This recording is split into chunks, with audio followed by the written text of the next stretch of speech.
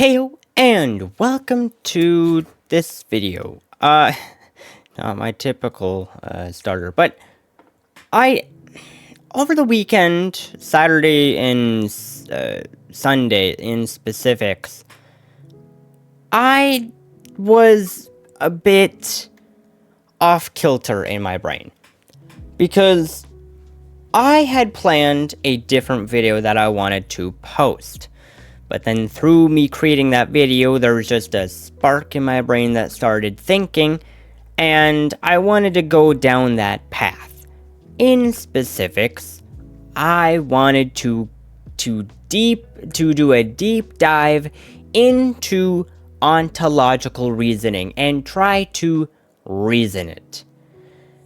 And first, I'll just quote myself in what I said on my X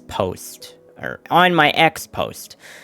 I said, I'm trying, in good faith, to properly reason the ontological position on why God exists. This is my first try. I'll come back with something stronger. If you'd like to see my other versions of this, yada yada yada, you don't care. I don't think that the ontological reason is the strongest argument. Through thinking of this, my opinion has slightly changed, but slightly developed. Cause, I'll walk you guys through what I all did in creating this. So, the very first rendition that I just started out, I created a triangle because at the top you got time and space, and then you've got God above because everything happens because of God. God is on top. But then from that point, I started thinking in my brain. I'll get to that point because I started writing a little bit of notes on the left side to show what I was thinking while I was doing it. But I changed the triangle from being this direction to then being upside down. And the reason why I did that is because everything is weighted upon God being in existence. So if it was in this form, then it wouldn't make sense because God was on top of a base. If God is the base of existence, then that must mean that God would have to be below, not on top. But that doesn't really make sense in concept form because typically people figure the top as being the tippy top, the most important, the cream of the crop type figurative language. And so I flipped it upside down because God is still at the tip, but it is now proper in that God is the basis of everything above. God is the base of existence. And then from this point, I detailed the background, made it proper so that it pops and it's more proper. And I chose colors specifically for what they should be, in my opinion. For example, the triangle is white to refer to purity, or the creation of God's creation. It is to encompass God's creation. That is why I chose white, but the darkness is meant to refer to sin, in that everything that has happened from it has led to the formation of sin. Now, in the next version of it is when I started writing things down and taking note as to where I was. For example, the very first note I made was saying that I put it upside down, put the triangle upside down, because life is a delicate balance and everything rests on God's existence. It is on a tip specifically because when you sin, the tip starts, or the formation starts crumbling and starts wobbling. that is why sinning doesn't work, because everything is resting upon that very tip, which is God. Or goodness, as you could even say. Everything is a delicate balance in that it rests on Him. Goodness. It rests on goodness. And then the other thing I made note of is, like, while I was doing this, there was a strange occurrence that was happening. And I tested the strange occurrence. The strange occurrence is that I could zoom into the screen, into the darkness, and the white triangle would still be right there. Now, my original thought is that maybe the color white was like somehow being burned into my eyes, and that it was being, like when you look at the sun, and then you got those spots in your eyes, and you can look away, and the spots are still there. I assumed that is what was happening here, because I could scroll in and still see the triangle. So I was thinking, is it getting burned into my eyes or something, in my image or something? And so from there, I then went on to my Opera browser, and the triangle vanished, wasn't there. But I went back onto the software I use called PhotoMind. I went back onto PhotoMind, and the triangle reappeared. Very strange, but I don't really have anything other than to say it was a strange occurrence, because it didn't show up on any other browser. So that completely took out of my brain the thought that it was getting burned in my brain, because if it was burning into my brain from looking at it here, why wasn't it transferring over to other browsers? Why wasn't it transferring over to there? Just a strange occurrence that I made note of. Now, the next thing I created was the Holy Trinity. And this was honestly the foundation for where this entire concept that I made started falling apart. Now, the reason why I put why I put the Holy Trinity here, rather than just saying God, is because God is the Holy Trinity. And so the Holy Trinity must be there for God to also be there. And what I wrote down was saying that the Holy Trinity is written in right. You got, right here you have, you can't see my cursor. On the left, there you have the Father, the Son, and then on the bottom you got the Holy Spirit. No real idea as to where I placed those on there. I was just placing them there to be there. Just to represent God. Now, the reason why the words are in white, although it is obscure, it is there purposefully to represent God's purity, because he is pure and without flaw, which is why I didn't put like a black shadow beneath it, because then that would be a reference to sin. So I just kept it as purely white, to refer to God being pure. And then from this point, this is where the crumbling of this entire idea started falling apart, when I made that bottom point into the Trinity. Because once again, God is the Trinity. So the Trinity is there. So I had to put it there.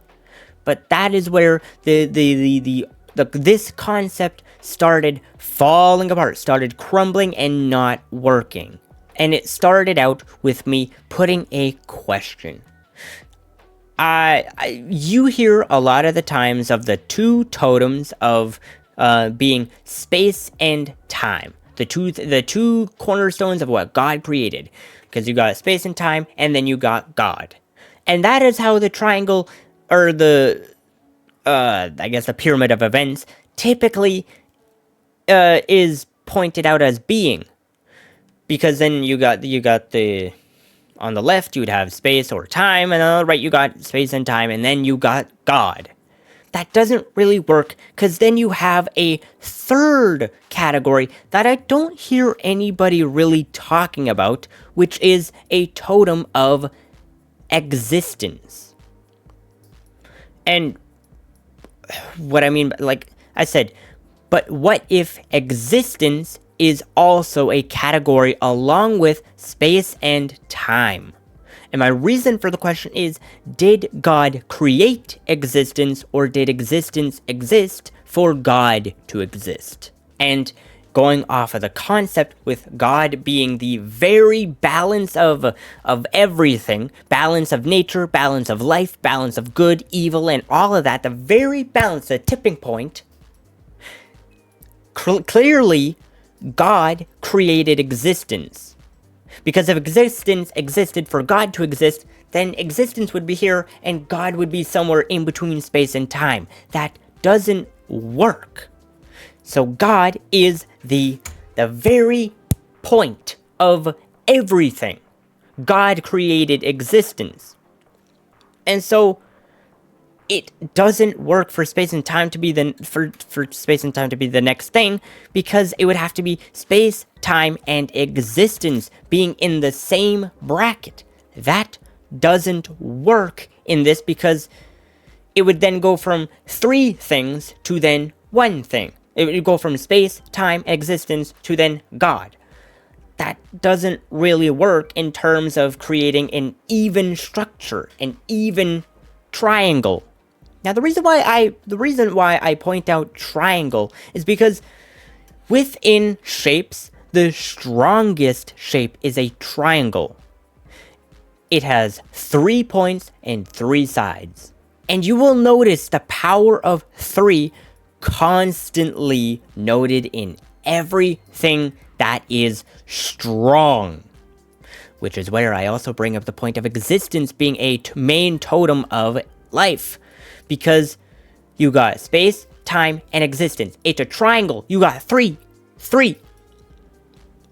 And, you see this within the Holy Trinity, the evil Trinity. You see this within the Trinity of human being.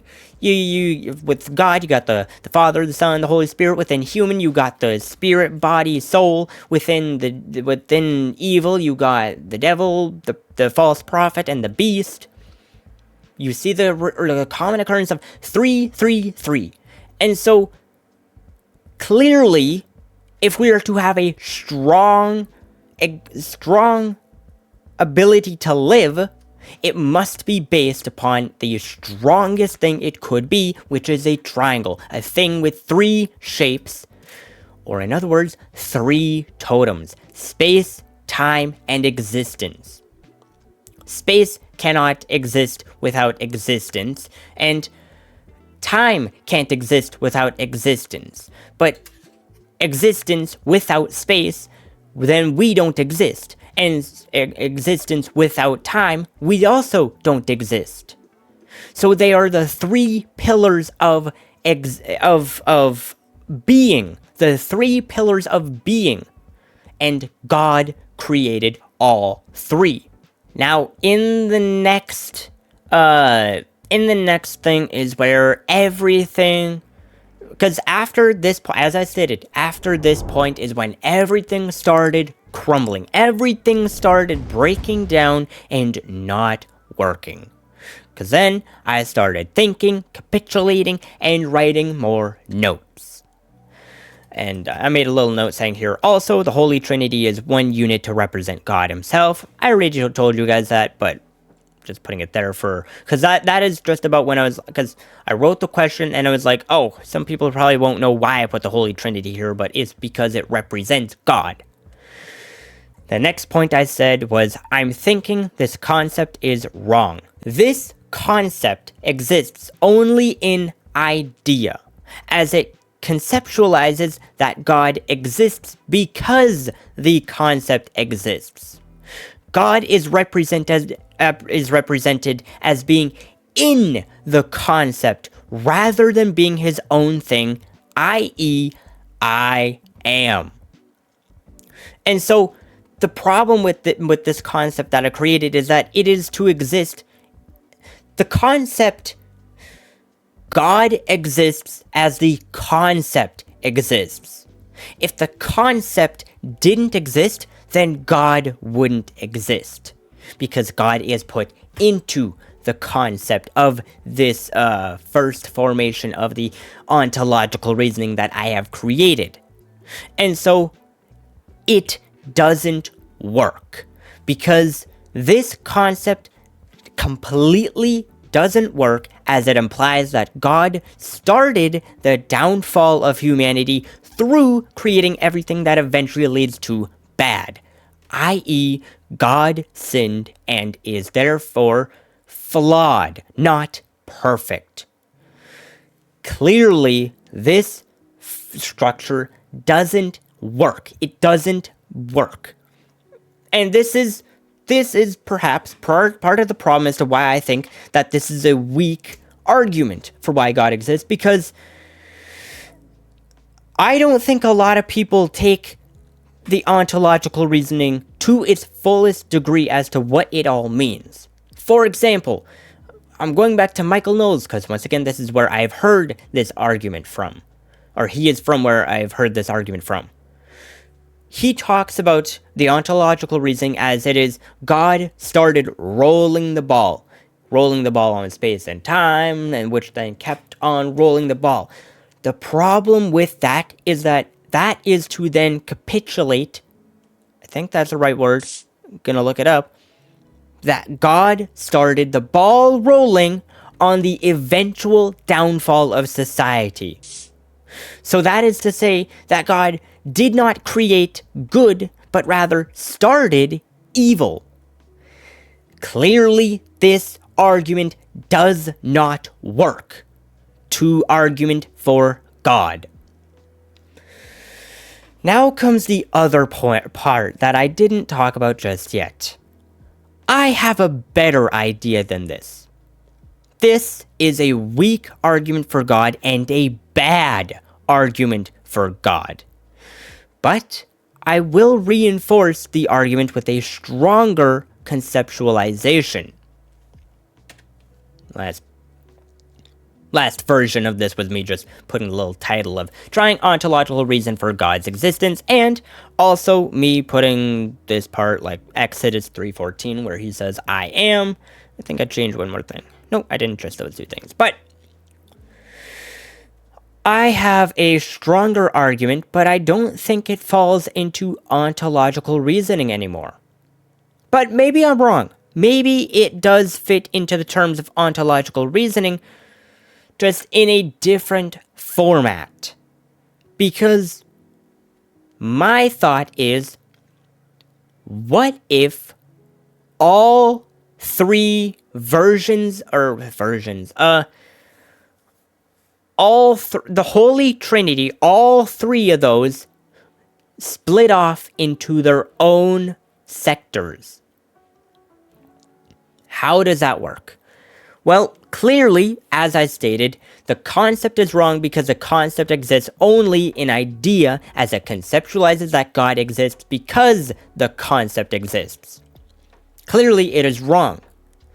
So we must remove God from this concept and put his own being in its own thing. Now, honestly, this is the fullest thing of this is probably going to take a minute for me to create. I have not created it yet, but this is my first attempt at reasoning the ontological reason for God's existence. I will stay strong.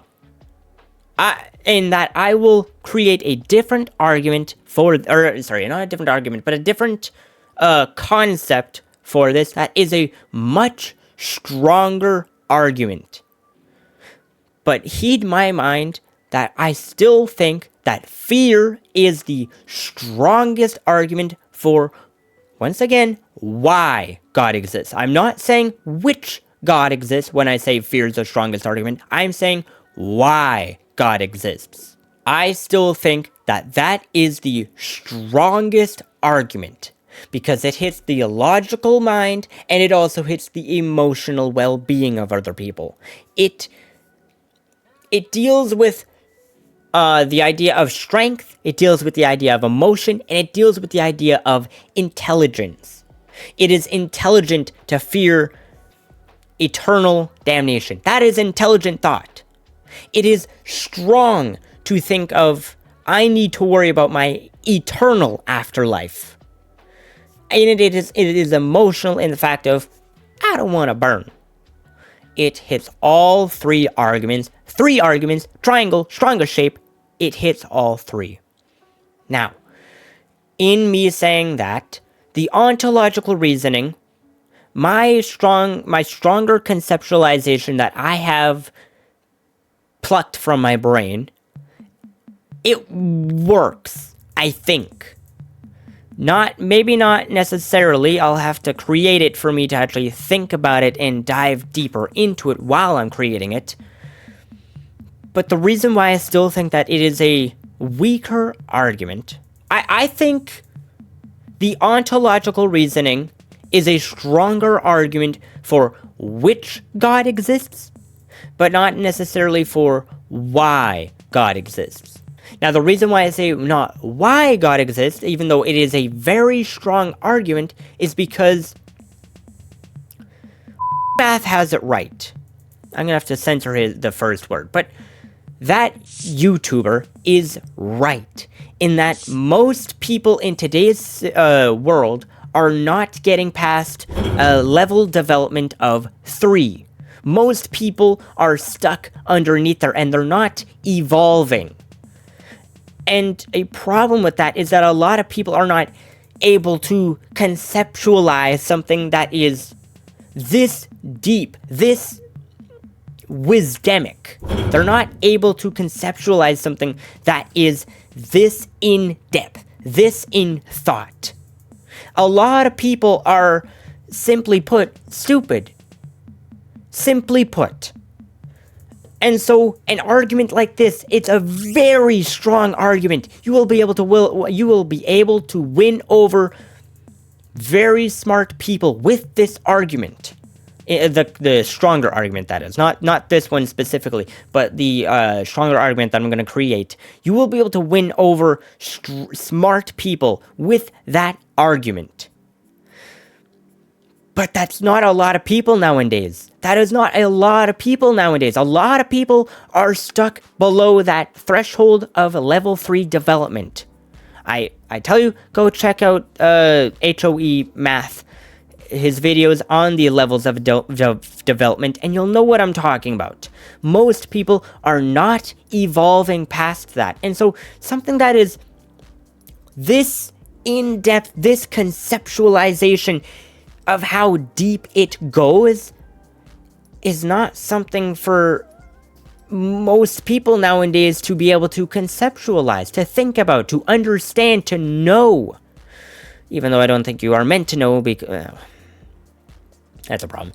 A problem with this video is that I had a different video planned, and then I started thinking about this, and I don't know what to post now, because do I post the response video that I had for a different video that I made, or do I post this now and just post that one middle of the day for a random reason? I don't know. I'm a little bit confused, but I think that the argument of fear is a much stronger argument for the mere fact that a lot of this argument will not win over stupid people.